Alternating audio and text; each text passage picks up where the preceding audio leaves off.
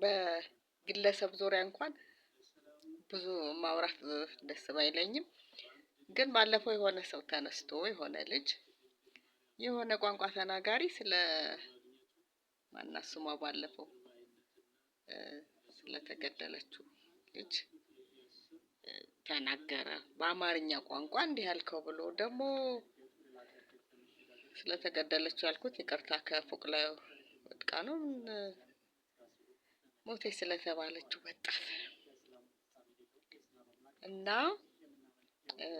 ማንም ይሁን ማን አሁን ቋንቋ ላይ ምን እንትና ያናገረህ ምን አማርኛ ተናጋሪ ምን ያልከው?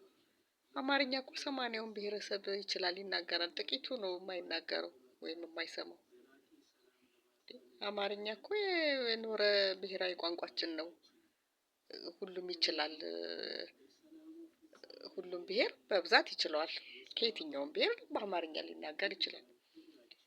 በምንም ተናገረ በምን ስለ ልጅቷ አሟሟት ግራ የገባቸው ሊናገሩ ይችላሉ ወጥተው ሰው ናትና በሰውነቷ ሰውነትን ነው ማስቀደም። ኢትዮጵያዊ ናት፣ ሰው ናት፣ ሴት ናት።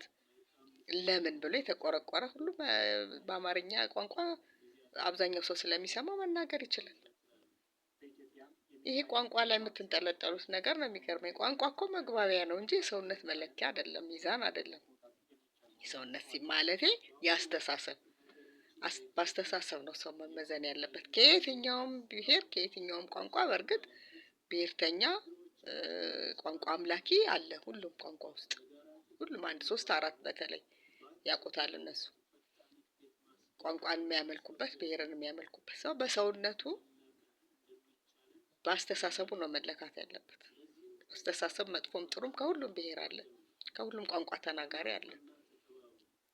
የሆነ ቋንቋ ስለቻለ የፈረንጅም ቋንቋ ይቻላል እኮ ሌላ ቋንቋ የውጭ ቋንቋ ከኢትዮጵያ ቋንቋ ከኢትዮጵያ ውጭ ስለቻለ ብቻ ያ ሰው በቃ አዋቂ ነው፣ ምሁር ነው፣ ጥሩ ያስባል፣ ጥሩ ያገናዝባል ማለት አይደለም።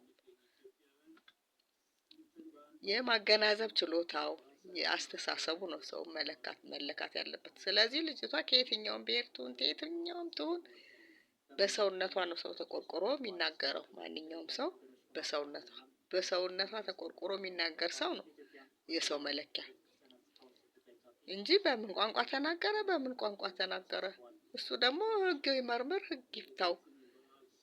ማንኛውም ደግሞ የራሱን ሀሳብ በምንም ቋንቋ መስጠት ይችላል። ስለዚህ ቋንቋ ተኮር የምትሆኑ ሰዎች ምንድነው አስተሳሰባችሁ ራሱ ቋንቋ ላይ የምትንጠለጠሉ?